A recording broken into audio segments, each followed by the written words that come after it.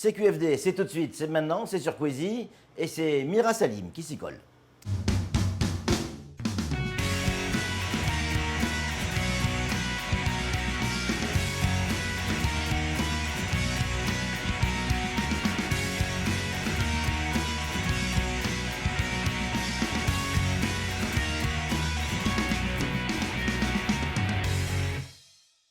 Mira, bonjour. Bonjour. Merci d'être avec nous. On est un peu chez vous ici, hein, quand je dis chez vous, sur le plan professionnel, bien évidemment. Alors, on est dans une unité de centre réparatoire, comme ça qu'on dit, de réparation. Alors, on est dans une unité de chirurgie réparatrice. Chirurgie réparatrice. Voilà. Alors, avec une spécificité tout de même sur les brûlés. Pas forcément les grands brûlés, mais les brûlés. Les brûlés. Là, c'est la salle de soins où vous passez une grande partie du temps. Qu'est-ce qui s'y passe ici dans cette salle ? Alors, la salle dans laquelle on se trouve, c'est une salle de consultation externe. C'est là où on va recevoir nos patients dans le cadre des pansements. Donc des patients qui ne nécessitent plus une sédation profonde, donc qu'on les endorme au bloc opératoire pour l'antalgie. On va les recevoir ici. Effectivement, tu as raison, cette salle, dans cette salle, on y passe beaucoup de temps puisqu'en fait, on a une activité qui est au bloc opératoire à 50% et une activité qui se passe à 50% ici. D'accord. Voilà, donc notre équipe est constituée de 3 infirmières, 3 aides-soignantes qu'on divise en deux. Une partie va au bloc opératoire, enfin en deux. 2 infirmières, 2 aides-soignantes au bloc opératoire. Une infirmière, une aide-soignante ici le matin qui va gérer le flux de patients qui va arriver via les consultations externes, donc des patients que nous, on gère au quotidien puisqu'on les a déjà dans le circuit de notre patientèle, et les nouveaux cas qui se présentent soit envoyés par les urgences ou les dispensaires périphériques, ou bien des nouveaux cas qui savent qu'il existe ici une consultation externe brûlée qui viennent de leur propre chef. Donc, grosso modo, dans cette salle, par an, il y a combien de personnes qui passent pour les pansements ou les soins ? Alors, en termes de nouveaux cas, on est entre 500 et 600 nouveaux cas par an. Quand vous dites nouveaux cas, ça veut dire quoi ? Nouveaux patients. D'accord. Donc, nouveaux patients brûlés, on est en moyenne entre 500 et 600 nouveaux patients. D'accord. En moyenne, quasiment tous les ans. Ça veut dire qu'en moyenne, 2 par jour, Mira. C'est énorme. Ah non, c'est plus que 2 par jour. Ouais, en fait, un patient qui se présente, donc pour un patient, tu comptes 3 pansements semaine. Ah oui, d'accord. Donc il faut que tu imagines, admettons, par jour, j'ai à peu près une quinzaine de pansements. Donc sur cette quinzaine de pansements, ils vont repasser le mercredi. Donc admettons, le lundi, ils se présentent, le mercredi, ils se représenteront et le vendredi, ils se représenteront. Et donc le mardi, tu auras d'autres patients qui se représenteront le jeudi et que j'enverrai en dispensaire le samedi. Ou peut-être pas, il y a des patients pour lesquels je préconise plus que 2. Jusqu'à 600 nouveaux dossiers, ça veut dire 600 nouveaux patients qui arrivent par an ici. J'allais dire dans ce service. Non, ce n'est pas un service justement. Oui. Dans ce lieu, ça paraît énorme, 600 nouveaux patients par an. Bah, bien sûr que ça l'est. Non, mais c'est pour avoir une idée par rapport à d'autres centres comme en métropole, par exemple. Comment on se positionne ici ? Alors, le service de chirurgie réparatrice de Mayotte, en termes de gestion des pansements brûlés, est le 2e centre de France. C'est-à-dire que nous, on se situe dans la gestion des pansements, on se situe juste en dessous du centre de Lyon. Donc, on a une capacité de 3000 pansements à peu près an, tout patient confondu, avec les 3 pansements par semaine par patient. Ça nous fait en moyenne 300 pansements à l'année. Tu peux nous rappeler combien vous êtes dans cette unité ? 3 infirmières, 3 aides-soignantes et 3 chirurgiens plasticiens quand tout va bien. C'est incroyable. Alors, on ne va pas focaliser sur les moyens ni le nombre de personnes. Ce n'est pas l'objet de cette émission. C'est plus pour comprendre comment fonctionne cette unité. Entre 500 et 600 nouveaux dossiers par an, donc 600 patients. Parce que des dossiers, c'est quand même des patients. Tout à fait. Je me suis laissé entendre que la majorité de ces patients, c'était des gamins, des enfants. Oui. Nos gamins. Tout à fait. Alors, sur les 600 nouveaux cas qu'on va avoir, on a à peu près 80% de patientèle pédiatrique, donc des enfants. Enfin, en tout cas, moins de 18 ans. Sur ces 80%, on va avoir en moyenne 50 à 60% d'enfants de moins de 6 ans, donc des tout petits bouts. Et pour un petit ordre, ça peut aller de 5-6 mois à 3-4 ans, quoi. Tu vois, quand je te parle de moins de 6 ans. C'est incroyable, c'est incroyable. Et ces gamins, comment on peut avoir autant de brûlés sur des gamins aussi jeunes ? Qu'est-ce qui se passe ? C'est spécifique à Mayotte ?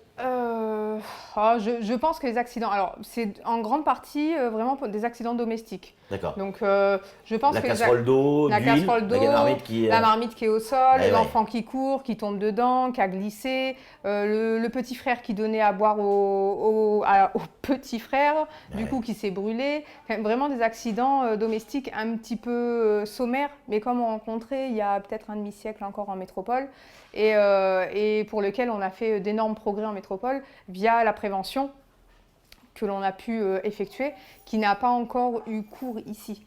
C'est ça qui manque? Ouais. Tu penses qu'on pourrait arriver à diminuer le nombre de gamins blessés par brûlure, donc, si effectivement il y avait un peu de prévention, de communication? Je pense qu'il faut éduquer les gens, qu'il faut leur apprendre les bases et qu'il y a des bases qui sont fondamentales, notamment comment disposer une casserole sur une cuisinière, qu'il ne faut pas cuisiner par terre avec des enfants autour de soi, qu'il faut protéger l'environnement de la cuisine de l'enfant, puisqu'on ne peut pas avoir un enfant qui se trimballe autour d'un four. Je pense qu'il faut aussi éduquer les gens à quoi faire lorsqu'on se brûle, parce qu'il y a beaucoup de brûlures qui pourraient être beaucoup moins étendues et qui le sont parce qu'on n'a pas refroidi immédiatement. Donc oui, effectivement, la prévention et l'éducation à la santé, c'est primordial et encore plus à Mayotte. Alors, tu le disais à l'instant, beaucoup de gamins, des gamins de Mayotte, des gamins qui arrivent aussi de l'extérieur. Tout à l'heure, j'entendais, hein, sans le vouloir, mais effectivement, dans les prochains jours, peut-être même demain, il y a encore une petite fille ou un petit garçon qui va arriver.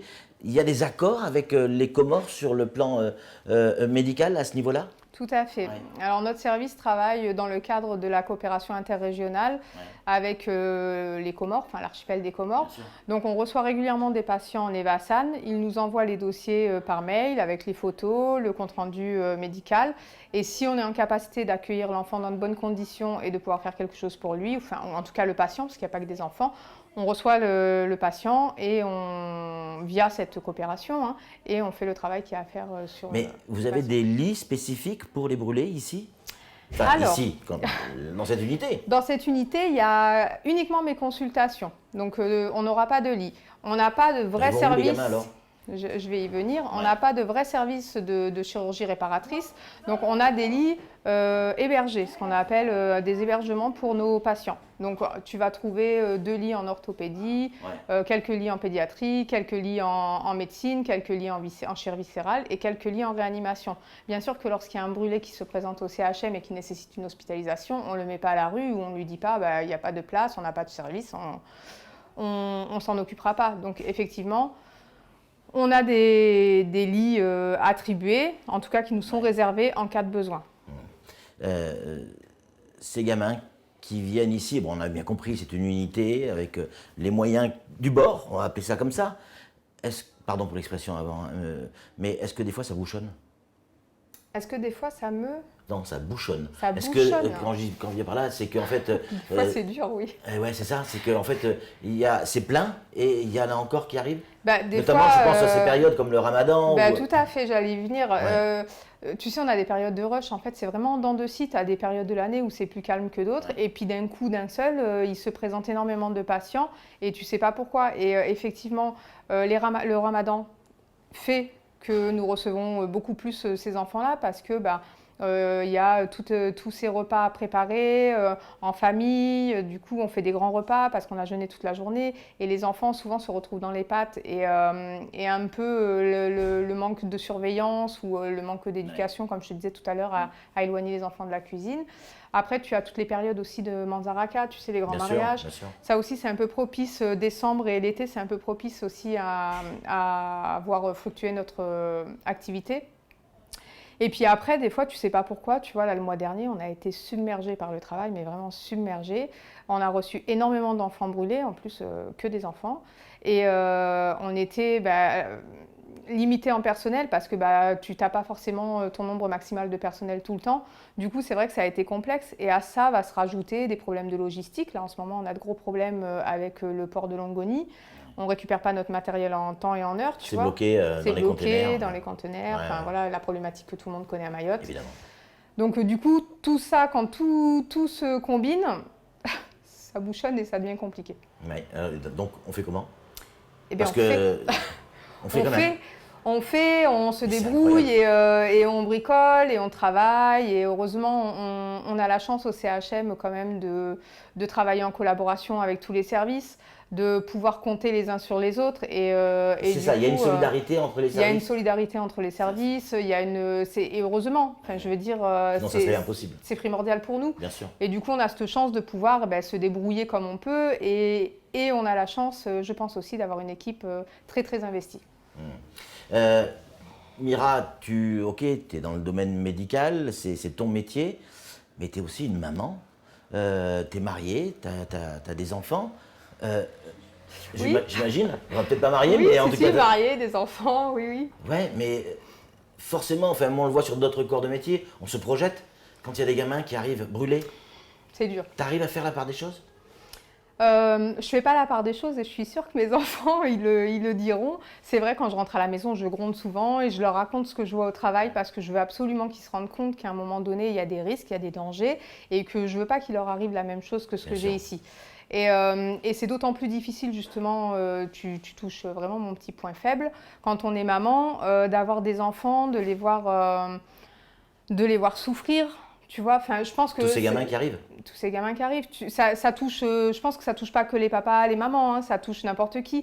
Mais d'autant plus quand tu te projettes, ce qu'il faut pas faire, hein, faut jamais se projeter sur ses enfants. C'est impossible de... Mais c'est humain. Mais de suite, tu vois, ce matin, j'avais une petite là de 17 ans. Eh ben, elle a l'âge de ma fille. Donc forcément, quand je discute avec elle, des fois, je vois ma fille, je me dis, oh là là, heureusement que c'est pas ma fille qui est là et qu'on lui a donné des bases et qu'on lui a appris tout ça. Parce que je pourrais pas avoir ma fille là sur le brancard allongée pour une brûlure comme ça, quoi. Et puis quand il y a des bébés, tu parlais tout à l'heure de gamins de 3 mois, 6 mois. C'est dur, c'est vraiment dur. C'est vraiment dur et à la fois, les enfants, ils ont une capacité à Mayotte que je ne soupçonnais pas en arrivant ici. Ils sont vraiment costauds. Ils sont costauds à un point que quelquefois, on en oublierait presque que ce sont des enfants et qu'ils peuvent souffrir. Et du coup, je me mets un point d'honneur et on se met tous un point d'honneur dans cette équipe à essayer de faire en sorte en fait, de prodiguer des soins vraiment de qualité, mais dans une antalgie maximum pour éviter justement qu'ils souffrent. Parce que ce ne sont pas des enfants qui spontanément, comme en métropole, vont te dire « aïe aïe aïe, j'ai mal, attention ». Ils serrent les dents, tu vois quelquefois juste une larme couler. C'est ce qu'on a vu hier, nos techniciens et journalistes étaient là pour suivre, pour préparer aussi cette émission, entre autres. Et ils nous expliquaient effectivement qu'il y avait ce gamin qui se faisait soigner et il y a une larme qui coulait sans un cri. Non, jamais. Alors, t'en as bien sûr qui vont crier, mais t'en as, tu les entends pas, quoi. Et il faut être d'autant plus attentif à ces enfants-là, justement, parce que la brûlure, c'est un traumatisme physique, mais c'est un traumatisme psychique aussi, qui peut durer toute une vie si tu n'es pas attentif, si tu n'essayes pas de démystiquer un petit peu, de parler, de faire évacuer cette souffrance. Et les enfants, vraiment ici, ils ont une capacité de rétention de l'émotion qui fait que, moi, ça me surprend toujours, quoi. Donc je prends du temps. Avec l'enfant, je prends beaucoup de temps. Mira, on va rester encore quelques minutes ensemble. Oui. On va évidemment tourner une page de pub parce que juste après, j'aimerais qu'on regarde le bon côté des choses aussi. On a parlé de ces gamins, ces brûlés qui arrivent ici. Mais Dieu merci, ils en ressortent. Tout à fait. Et réparés. Le terme n'est pas joli, pardon, mais oui, ils sont réparés. Et ça, on va en parler dans un instant. Parfait. Allez, la pub sur Poésie, c'est tout de suite.